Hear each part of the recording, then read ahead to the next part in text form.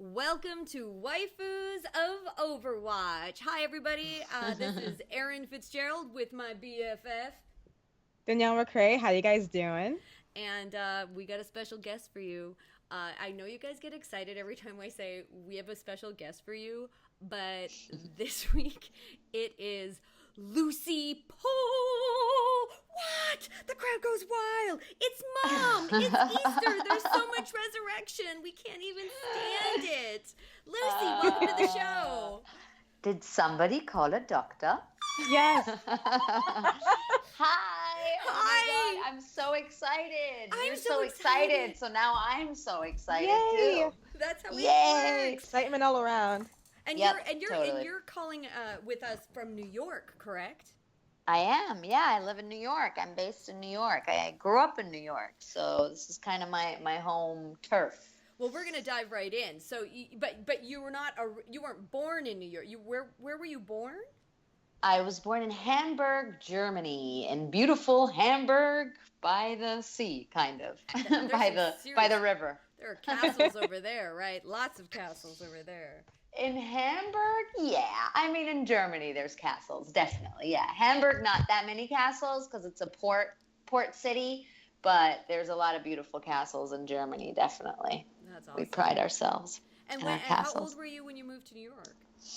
I was 8 years old when we moved to New York, and I was very upset. I did not want to move to New York at all. I thought that it would be horrible because I didn't speak English. I couldn't speak English. And my dad was like, it'll be great. You'll go to this international school and you're going to marry a Nigerian prince. And I was like, what? No, I don't want to do that. I'm 8.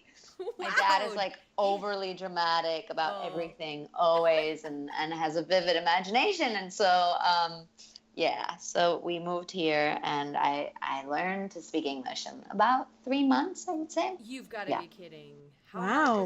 was that? How did you learn it in 3 months? Well, when you're a kid, you just pick it up. That's the beauty, right? When you're so young. I was 8, so I don't know how I learned it, to be honest. I think I just woke up one day and spoke English. Although I remember like there was this guy that lived on our floor and he was like 20 and I was like 8 and I thought he was really hot. And we were in the elevator and I couldn't speak English that well. And he was like, hey, what school do you go to? And I was like, oh, Eunice. That's the school that I went to, United Nations International School. And he was like, oh, cool. Is that co-ed? And I was like, oh, man, I don't know what co-ed is. So I was just like, I don't know. I just know that I go there and I hate it. And I felt so cool. And he must have thought I was like a total weirdo. He's like, okay. You don't know if there are boys and girls. Exactly. Oh my God, that's adorable. Yeah. Were you already an actor when you were in Germany as a child, or is that something that came after when you were living in New York? Kind of, in the sense that I grew up in this theater, actor, artist family. So like we lived in the theater basically. My dad's a playwright and an actor, and my mom's a singer and a director. And wow. So all we did was theater, and acting. So I was always around it, and always knew that that's what I wanted to do, or kind of always. Never saw any other option for myself. And then when we moved to New York, I joined like a youth theater group, and we'd write our own plays and perform at like old people's homes where like people were like half dead and asleep, and then best audiences ever. That'll prepare you. Exactly. That'll prepare you for live theater. Totally true. We'd performed at like places for like runaway kids, and they'd like throw condoms at us and be like blasting music. So, but it was great. Like we just like toured around. Right? Yeah, I think so. I mean, teenagers, you gotta wonder. I think so. Yeah. So and then I think I did my first short film when I was 14 or 13 with John Daly, who was on Bones, and he was like 14 also, and I think it was like his second film or something, and we had to kiss because the story was that that he's like this little Jewish boy who's preparing for his bar mitzvah, and he meets this German girl on like a vacation with his parents and his family, and then he like falls in love with her, or whatever, like kitty teenage falls in love with her, but it's like a huge deal to the parents because she's German. And so we had to kiss, and I remember he was like, I've never kissed a girl before. So that was nerve-wracking for him more than for me, because I think I had kissed a boy at 14. Well played, Lucie Pohl. I know. Yes. Thank you. But he's so awesome now. I totally want to run into him again. He wrote like Cloudy with a Chance of Meatballs, the movie, and he wrote the new Spider-Man movie. Yes. He's like the man. And he's you so were his great. first kiss. That's good Kind bragging of. rights. That's good bragging rights. I know, right? Totally. Yeah, kind of. I've never even told anybody that story. I just realized. Anyway. I'm so excited that you just did right here, right now. Exclusive. Exactly. You have the exclusive TMZ scoop. Right. Well, so you, I mean, obviously you are, theater trained to the core, and you've done, I mean, your website is so great. It's got so many clips of everything that you've done, all your shows, your stand-up comedy, all of the television, film, like you have done it all. Before Overwatch, had you done any animation or video games? Like, let's talk about, how did you get your audition for Blizzard book and Overwatch? I mean, was it something you were looking for? I would love to know. So the audition for Overwatch just came through my agent, my voiceover agent, and they don't really tell you what you're auditioning for. It's like unnamed project, and they don't really tell you what the character's really like. I think they said that she was a doctor in like a high stakes situation or something like that. And did they specify German at the time or Swiss at the time? They did. Yeah, they did. They said they wanted an accent. Yeah. And then my friend had told me, and I'd been doing this for a while, that anytime she would have to like self-tape auditions, because she didn't have a studio, obviously, like a voice recording studio, she would just get under like a big fat duvet, and that works. That would totally soundproof it. And so I'd been doing that for a while, and I did that for this too. And then I got a call back. And then I went into a studio and worked with Andrea. Right, and let's talk about that, because, oh my God, Andrea is my everything. Yeah. She's so great. Yeah, she's just amazing. And it was really great, and she kept saying, oh, that's so great, and that sounds great. And I thought, oh my God, this lady is so friendly. Like, I didn't think I was going to book it. You know, I just thought, wow, she's super friendly. And yeah, then it took a little while, and then I got booked on it. But to be honest with you, unfortunately, I was a little bit, not unfortunately, but I was like a little bit oblivious to the scale of the project. Maybe that was a good thing. You wouldn't know, because it was a new project for Blizzard. That's true.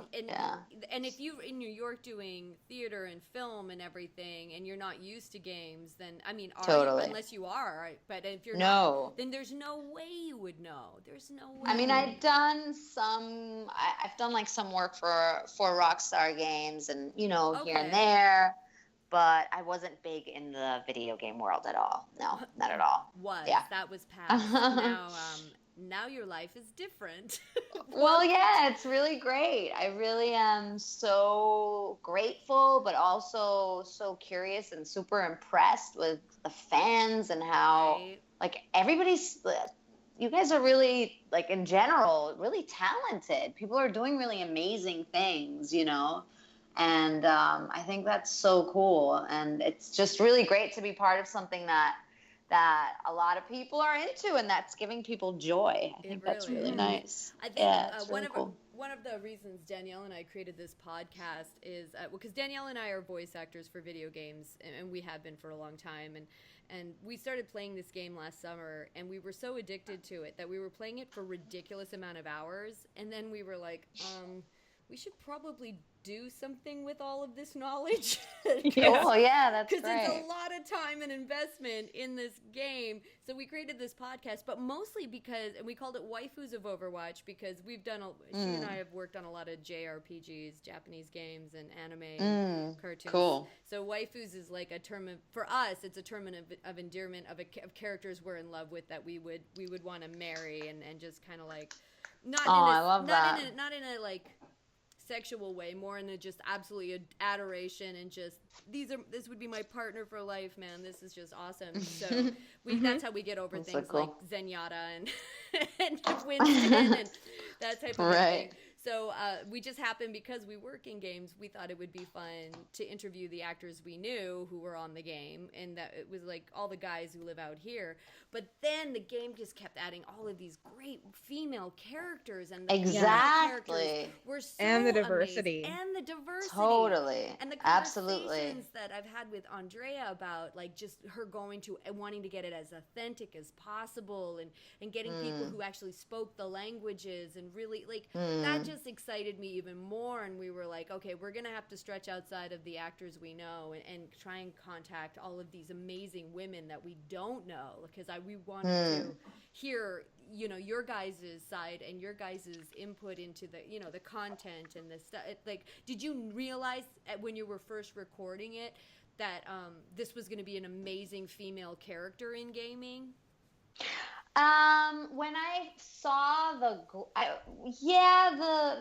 lines, the script I did think that she was amazing, but when I saw the graphics, then I was like, wow, she's so great. But I did, I had to kind of, in the beginning, I was talking to Michael too about this when I met him recently, and I was saying, I was nervous too in the beginning. Like I wanted to give them what they wanted, and make sure that I didn't kind of like venture away from what they needed and wanted. But then I started realizing that there is room, a lot of room for our own personal touches and our ideas. And so I did get that.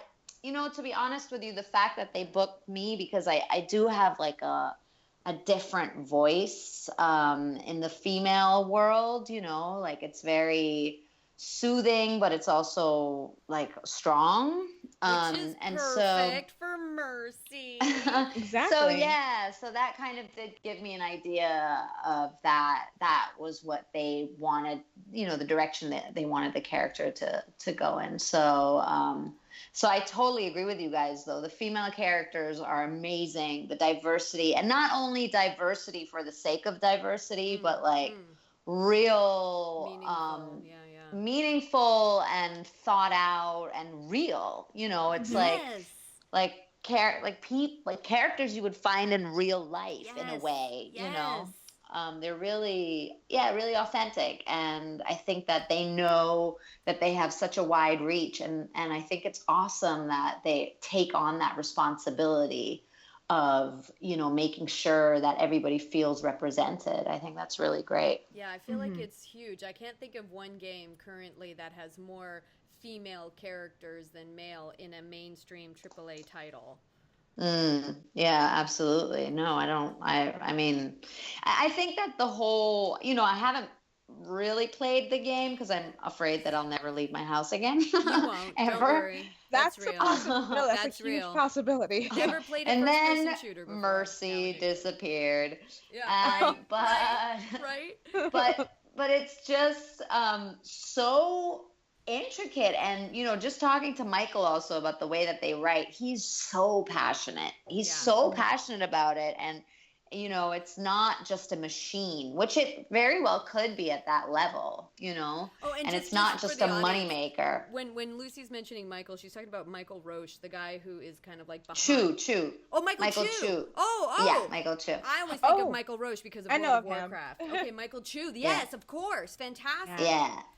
And he told me like he fights for things that he believes in, and he has to, he has to kind of fight for things that he wants. And I thought that was so great because I know that from, writing and, TV writers, but I didn't realize that that happened in the gaming industry as well. All So the time. so cool. Yeah. That's amazing. What are your favorite things about Mercy so far that you have explored and discovered about her since you've been doing her for almost a year now? Well, I think that first of all, her line "Heroes Never Die" is just like has taken on, like, I think about it sometimes when I get down now, or if like something doesn't work out for me, like the line just like pops into my head, and it kind of like is uplifting and also really empowering at the same time. So I love that. But what I really love about her is that she's humorous. Like, she's really cool, really capable. You know, she's there when you need her to be there. But she also, like, makes offhanded remarks and kind of, like, you know, has a little twinkle in her eye and a little wink with a lot of the things that she says. There's a new line that came out with the Overwatch. The Uprising. Yeah, the Uprising, where because I mean, one of the biggest pet peeves when I'm playing Mercy is I know what you're talking about. you know, right, Danielle? When we play Mercy, and then there's those team members that are a million miles away screaming, "I need healing." And you're like, you're not even in a place where I can get, because you're so squishy, meaning you could die really easily just trying to get to them when they're all the way on the other side. And I can't remember the line, Danielle. Do you remember the line? What was it like? Sometimes I don't know why I even bother, or something like that. Why do I even bother? Like, I love that. Yeah, you're right. Favorite new line. Favorite new Mercy line. Exactly. She's really cool. Like she's that's cool. Funny. But she's super, super capable. I love her. I like that she takes so the awesome. piss, you know? Like, she's like, hey, look, I can save you. Heroes never die, but don't test my patience. Exactly. Super cute. She's awesome. We love it. Do you play any video games, or have you played any video games growing up? Oh my God, you guys, I'm gonna date myself now. That's okay. I go back to the ColecoVision, so. Well, I played like basic stuff. Like, I had a Game Boy, and I played like Sega, and I played Super Mario Land. Okay. And I used to love it, and I used to be really good at it, but then I became more of like a bookworm, and then I just became a theater nerd. You know, I'm a theater nerd. I mean, when you spend all your time on set and in theater, you don't have time. That's a real life. That's real. That's just really. But I'd like to get into it. I mean, I've watched other people play, and it just looks really difficult, but really fun. So yeah, I will play it. Someday I will play a little bit longer than maybe when you go to a convention or something, they have it set up. Your character is actually, to me, it was really hard to learn you, because I wasn't a first-person shooter person. So playing you, I always felt drunk, because I was either looking at the sky or looking at the ground. Figuring out how you operated was a challenge. But a year later, I am really good at you now, and I'm so you're really good with her. And it feels so good to be a good Mercy. Oh, that's great. That's so awesome. Yeah, it's really nice also to get the messages from people. I got one recently that was like 430 hours of Mercy. Yeah. I'm like, wow. Yes. Dude, that's crazy. Well, we have a lot of dedication. A lot of dedication. It is. Yeah, totally. And we have a squad member named Marc who has played you since the very beginning. You are his Marc. main. He mains you. Hey, Marc. Totally. Hey, Marc. I love you. He's so good at you. He makes you your character do things that I think are just absolutely magical. That's so cool. I'd love to watch him play Mercy. He does have a Twitch. We'll get you all that information, because he would lose his mind if you tuned into a Twitch. He would. Where he was playing you. We can let you know when that happens. But cool. It's amazing to watch somebody because we also have a player on our team who does a spectacular Farah. So to see Farah and Mercy, the two flying characters, just go at it, it's pretty spectacular. We're gonna meet each other this week. I'm so excited. Oh yeah, where's she located? She's also in New York. See, that's perfect. I love that. Mercy and Farah forever. I know. She said that she was offered money to like record a love voice message to me. Oh my God, I hope I don't get her in trouble for saying this. Oh, Yeah. But I hope not. We don't know whether she took it or not. She probably didn't. She probably just I don't said think so. no. But that's fun to be offered money. That's fun. Yeah, that's really funny. But yeah, we're gonna meet up this week, so so cool. I'm looking forward to it. Another, It's really fun also that we've become like a family, or we're becoming a family. You know, slowly. I'm curious. Did you know Erin Paul from New York before this game? Because he was located there and did lots of theater with his wife, Deborah Cardona.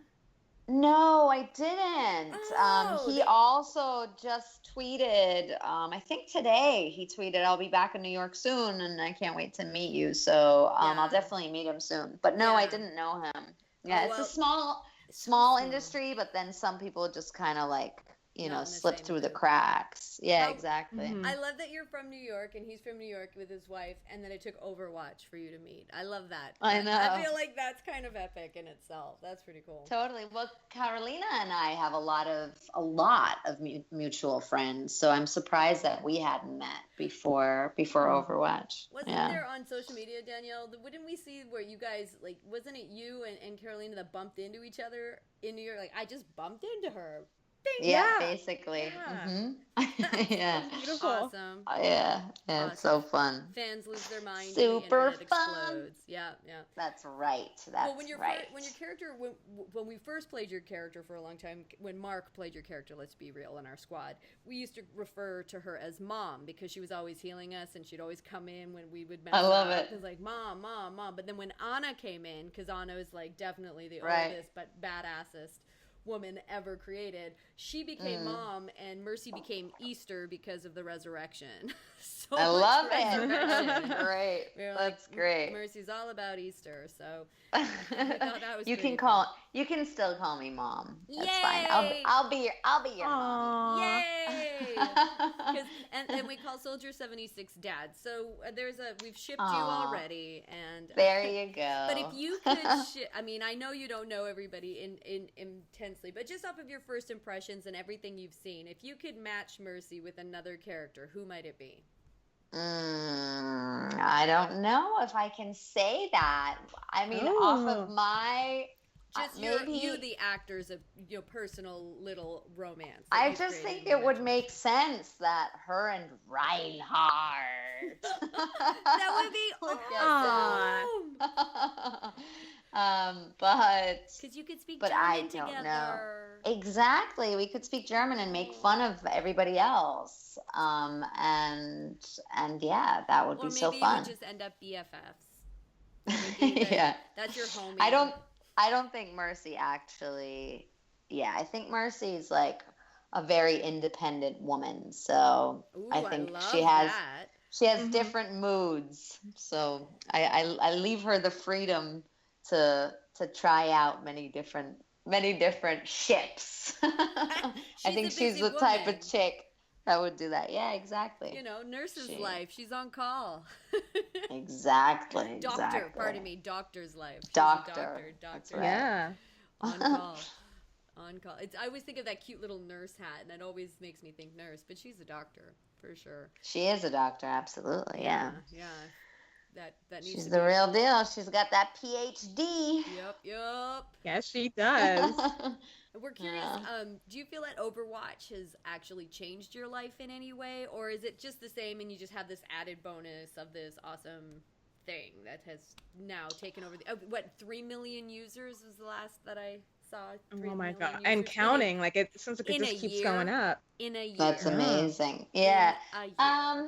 Yeah, it changed my life. Well, I guess that it's brought me into a totally different world. So in a way, it has changed my life. It's connected me with different people, but I think, mostly it's just brought me into a totally different world and made me aware of this universe that's out there of really awesome, cool people. I think that the fans in general, like I said earlier, have been really like impressive and amazing people that are just like super dedicated and talented and interesting and sweet. And I think that anytime someone's really passionate about something, it says a lot about their personality, because there's so many people out there that don't care about anything.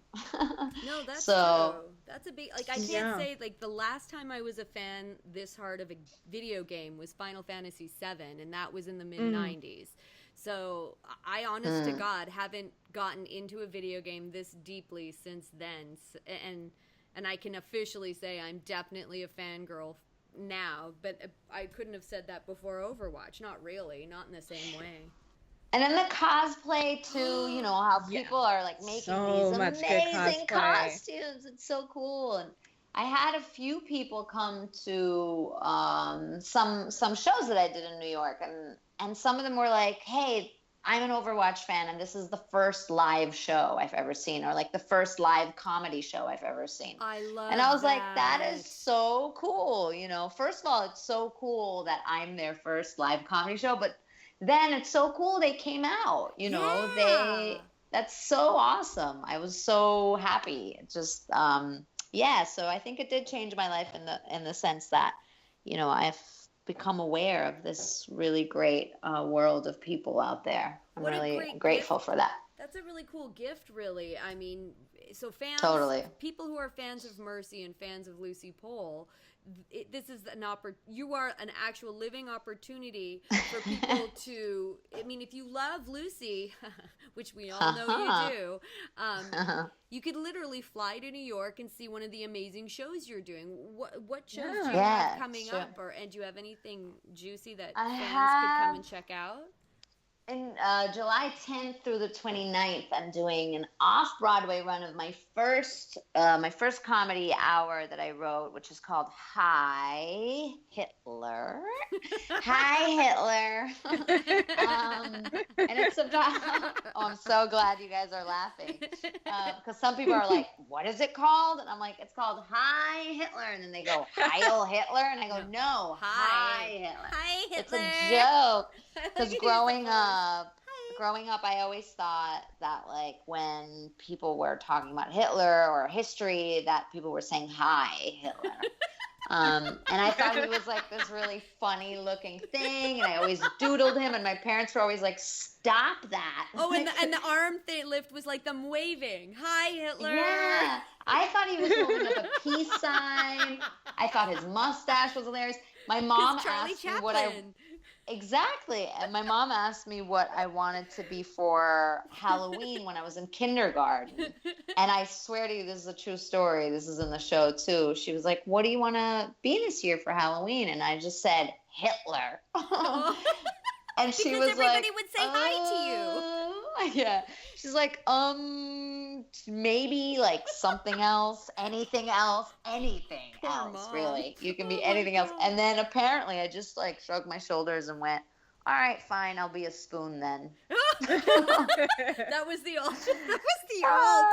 I went from Hitler to a spoon.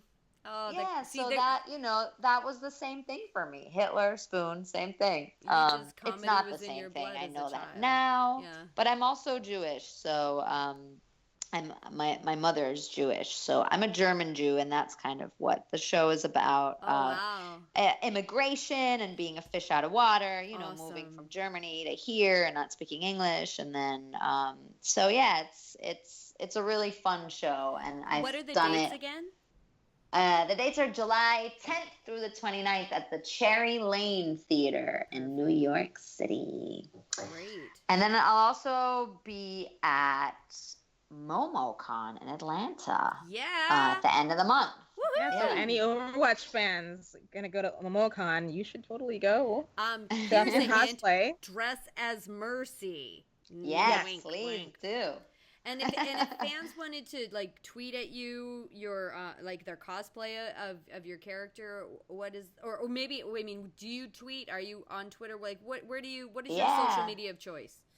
It's Twitter, Instagram. My Twitter is Lucie Pohl Comedy, so at Lucie Pohl Comedy. And then my Instagram is You Love Lucie, and it's LUCIE. I was right. Yeah, it's the French spelling, and yeah, I like Twitter. I like Instagram. I feel like when people die, it's gonna like say the number of followers they had on their tombstones. Oh my God! It's gonna be like going to be like, that's I don't know, Jane Baker, 480,000 followers, and then like Jessie Hill, 0 followers, and she deserved to die. Wow. The future. That's dark. It's dark, but it's okay. I don't mind. Yeah. I like dark comedy.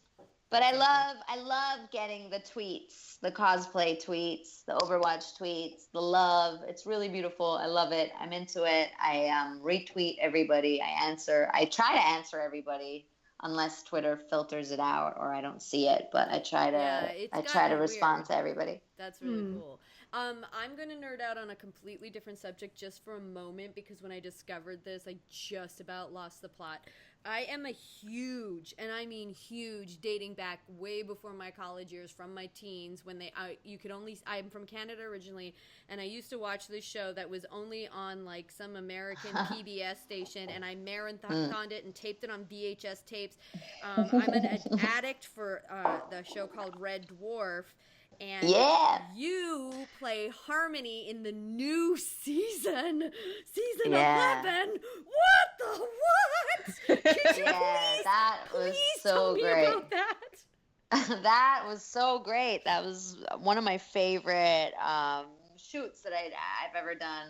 One of my favorite experiences. Yeah, Red Dwarf is awesome. It's so big in the UK that it's and not Canada. even funny. And Canada. It's very Oh, big. really? I didn't know that. Yes, it is. But yeah, I just came back. I just did a Red Dwarf convention in Nottingham, England. Wow. Where it was just Red Dwarf fans, a whole weekend of Red Dwarf fans and Red Dwarf trivia and Red Dwarf costume madness, and it was great and really fun. The show is so funny and so amazing. My character is this badass scientist. Actually, I'm a scientist. I'm Harmony de Gouttier, also otherwise known as Dr. Baldwin. And the episode is about it's like a time travel episode, and science is illegal, so they travel back to the 1920s, and science is illegal. Awesome. Yeah. And it's so great. You should totally watch it. I think you can get it. You can get it on Amazon. The character's really great. It's the biggest female guest lead of the season because they don't really have a lot of guest stars on Red Dwarf. No, they don't. So it was a huge honor. Yeah, exactly. Because women don't go to outer space. Well, no, they were lost in outer space, just the 4 of them for so long. So. Exactly. Yeah, most of the episodes are focused on the 4 of them, and the 4 of them are amazing. It's taped in front of a live studio audience at Pinewood Studios in London, where they, they make James Bond films and the Star Wars films. So it was an amazing experience. How did they find you? I have an agent over there, and they found me because I have done the Edinburgh Festival. I did that 3 years in a row, so 2014, 15, and 16. And so they found me through those shows and through my agent, and the character's American, so she's like this speakeasy lady who has crazy lines, insane science lines. I totally cheated and looked at the scenes on your website because I was super excited, and your lines are ridiculous. They are ridiculously sciencey, and I kept thinking, how did you memorize that and say it so fast? Yeah, I have a really good memory. I'm really blessed, but that took me a long time. I really had to work really hard to get that down. That could be your vocal warm-up, just that. Totally. Great idea. Yeah, maybe I'll do that. But I actually had food poisoning the day of the shoot, or the evening of the shoot, which I think helped me because it made me just go, do not projectile vomit on these massive UK TV stars in front of a live studio audience. Oh my God. How does that help you? Because I think it just took my mind off being nervous or being scared of messing up, or it's just totally put me on autopilot. And if you've done, as you guys must know, if you've done all your prep and you've worked, then you go on automatic, and then it really becomes good because you're not overthinking it. If you've done all the work and it's all there, then you just need to let it kind of take over. And I think that's what that allowed me to do. But it was Yeah, it was pretty 'Cause I crazy. guess It was amazing. It's pretty wild to do it in front of a live. I mean, who does live studio audience tapings anymore? Real like that's. Yeah. I know, amazing. yeah. It's yeah. totally a dying art because it's so Mm-hmm. expensive. But it's the best of both worlds. It was Yeah. so fun because, especially as a comedian, because you get you find the laughs, Yeah. instantaneously. I love it. But you can do it over too, and the audience loves it when you do it over. And yeah, and the four, those four guys are just absolutely amazing. They were so great to work with, and that's a great family to be part of as well. And those fans are hilarious and amazing too. So would it be really mean of me to ask, out of the four, who is your favorite? It's so hard. They're so different, the four of them, and they were are. all so. I really did not know what to expect because they're huge stars, and they've been doing this for so long, and they're such a well-oiled machine. So I thought they would, kind of just be courteous, but they were so generous and so great, and all four of them in their own way, and they're all amazing people. They all have really great things going, like. Robert Llewellyn has all these shows about, like technology and the environment. And then Danny John Jules does the motorcycle show, but he also does a lot of theater, and he used to do a lot of musicals. And Craig Charles is this amazing DJ. Oh, and he was just in Taboo, that series over there. Taboo. Yeah. I don't think Americans get it, but it's hardcore. He was great. Yeah, and and Chris Berry is just so funny, and his timing is impeccable, and they're just really great dudes. Yeah, that was absolutely. So cool. Sorry, Overwatch fans, I had to so go glad. there. I could not ignore the giant red dwarf in the room. It was too epic. When I got the audition, I didn't know what it was. I'd never heard of it ever. Right. And I was like, "Aw, it's about like little red dwarfs in the forest. That's so cute." That's what I thought it was. That's what I would have thought. Am I gonna be the red dwarf? Because I'm really short. I was like, are they casting me for the red dwarf? Hilarious. So then I'm pitching to everybody listening. If you haven't watched Red Dwarf from the very beginning, you have it's an epic journey of sci-fi awesomeness and comedy. It's ridiculous. If you haven't seen it, you definitely need to see it, and especially now that you know that Mercy is in season 11. Yes. Yeah. Season 11. Twentica is my episode. Sweet. Now totally I have to find it on like Hulu or Netflix. I think it was on Netflix. I think for they're a on while, Amazon, but now I think it's Amazon. Yeah. Oh. Amazon. Yeah, I think they're on Amazon. Netflix had it for a minute, and then it flipped over. And you can also buy them, which I highly recommend doing because you can watch it forever. It's so good. I'm so excited about that. So congratulations. Oh, that's so on that. cool. That's epic. Great. That is. Thank you. Canadians everywhere are losing their mind for sure.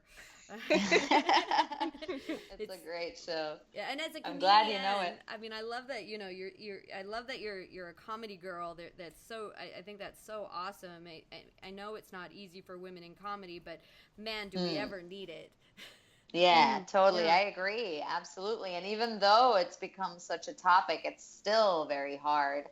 Yeah. And it's still not, anywhere near equal or we're still very underrepresented. So definitely. And it is difficult. I think it's just difficult in general for women to break through this like ancient, barrier of being dismissed and kind of steamrolled.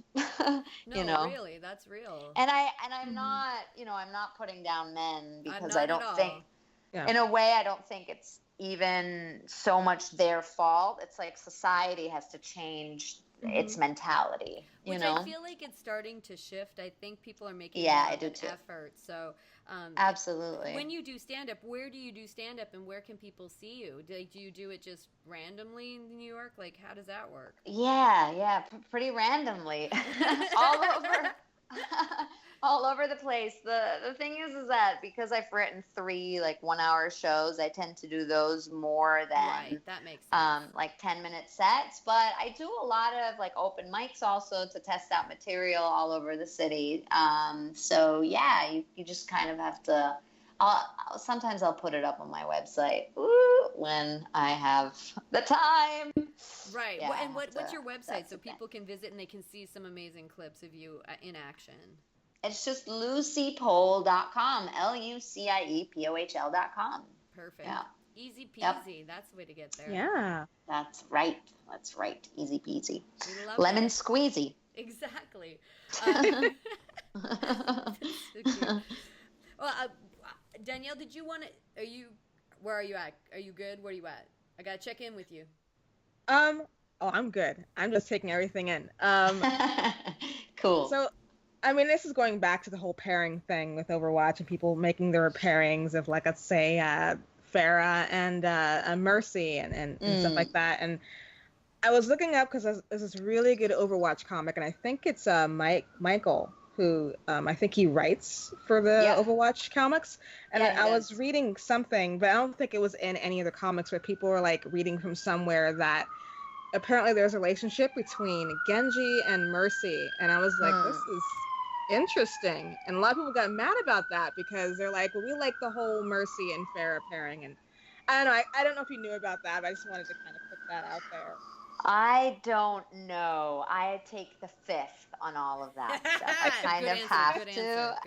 But yes, there's, just relax, people, free your mind, and anything's possible, really, right? In Overwatch. Well, I feel like if you pair Mercy with Genji, you just end up with playing with a bunch of obnoxious Genjis screaming at you, "I need healing! I need healing! I need healing!" Like, no. And what would it be? Would it be Menji or would it be Gersey? It's like Mercy. Jersey.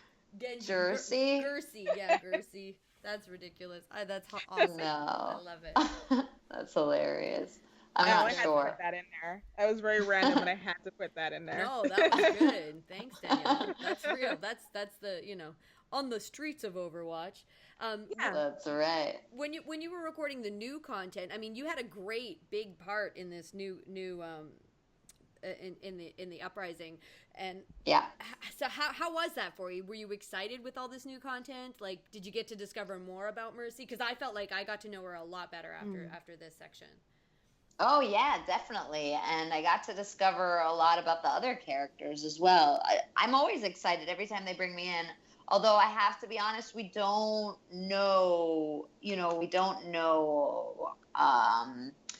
a lot when we go in. Well, you're not allowed. It's safer for you exactly. not to know, then you don't let anything slip. Blizzard's really smart that way. I know. Exactly. Exactly. So, and that's fun too, because you kind of fill in the blanks yourself and go, oh, I wonder if this is happening or that's happening. But yeah, I think that aspect of her that I was talking about earlier, that she has this like little wink and little more humorous side to her. I think that was a thing that I found out about her in the last session that we did for the uprising, and then also that she is like very protective of certain people, maybe from the conversation that we just had before. So I thought that I hadn't really seen in her yet. Like, I thought she was kind of more, or the sessions we had done, the lines that we had done, and the stories that we had done had been she'd been like more of a, she's there for everybody, but she is kind of like an independent lone wolf, in a way. Yeah, like when they threw in that line, heroes never die for a price. That drove me nuts. Exactly. I'm like, why for a price? Since when? You used to be so nice, and now it's for a price? What the hell, Mercy? Mom, you charging me now? I love it. That's awesome. Yeah, no, totally. It kind of made her gave her a little more dimension, I think. Yeah, it was definitely cheeky. She's like real. Yeah, exactly. She can get real too. She's not just there for everybody. Exactly. I like that. It was a shock because it went from like being like the Beeves mom to like, oh no. Basically, Mercy has period days too. Yeah. She's a real woman. We're just saying. Yes. She has every aspect of being a real human woman, which I adore. Mercy can PMS. That's right. No, that's not true. She's great. I love her so much. I think I'm a better Mercy maybe than I'm a Lucie, you know? Whoa. I don't believe that. Now you're talking crazy. Now you're talking crazy, lady. No, I mean her like healing and what she kind of stands for is so obviously she has those wings. She's like angelic, you know. She is a doctor. Exactly. I'm not a doctor. See, No. I don't save But people's you heal lives, but I with make them laugh. laughter. Exactly. Exactly. That's a healer. Exactly. I think that Totally. is. Absolutely. Now. A day without laughter is a day wasted. Charlie Chaplin said that. Very love true. That's very true. I like that. So are you guys in LA right now? Yep. We're out here on nice. the other Yeah. side of the planet. It's pretty cool. Cool. I mean, it's actually cool. It's actually not hot here. It's been very cool. Not as hot as it It's normally is. so cold here. It's so Oh. cold here. Yeah. Yeah, it's horrible. Not fun. Aw. Cool. Well, we are so grateful that you took the time to come on our show, Waifus of Overwatch. It's such a big deal. I can't. Thank you Lucie so Pohl, much for having Mercy. me. I was going to You're say welcome. having us. Thank you so much. I Yeah, almost 'cause said it's thank you so much for having us, like me and Mercy. I love Yeah. Mercy says Totally fun. thank you for having us. Yes. That's perfect. Thank you so much. Are there any of you, if you don't mind, I this is sometimes I'm annoyed by this when I get asked, but depends on the mood I'm in. But are there any lines that come to you that are in your space right now that you wouldn't mind speaking? If not, it's totally cool. But if there's anything that you don't mind saying, that you Well, remember. I never mind saying heroes never die. I'll never get sick of that ever. That's awesome. Yeah, that's always a fun one to say. And like I said earlier, I say that to myself sometimes now. So Yeah, and I feel like that line, every time I hear it in a game, I always smile. Like, you know, it's a resurrection, but it makes you feel like, oh my gosh, she's so right. Well, every time I it play is. other games and I stream, everybody who tunes into my gameplay, when I die, they always the first thing they write is "Heroes never die." So it's crossing over. Like that's the crossover line where every time you die in a game, everyone's just saying Mercy's "Heroes never die." It's all perfect. It's That's just right. perfect. I love it. I love it so much. Thank you so much again for coming to our show, Waifus of Overwatch. You can catch us on Twitter at Waifus of OW, our website, waifusofoverwatch.com. I'm pretty sure we're on SoundCloud and iTunes now. I think we figured all that out, didn't we, Danielle? I think so. I think it think so. auto-posts now. Now we're getting really fancy with our podcast. We're like actual podcasters a year later. Woohoo! Look at us. Yeah. awesome. I Killing love it. it. Thank you so much for having me. Super fun. You're So glad welcome. we Thank made it you. happen. Would you mind just going over your social media one more time for the fans in case they're going to jump on now to follow you and send you Yeah, so they can give you all the love. give you all the Yeah, love. it's Twitter is at Lucie Pohl Comedy, and Instagram is You Love Lucie, and that's Lucie's LuciePohl. You Love Lucie and Lucie Pohl Comedy. Awesome. Thank you so much. Thank you everybody for tuning in. This has been Waifus of Overwatch. Woohoo! Yay! Thank you guys.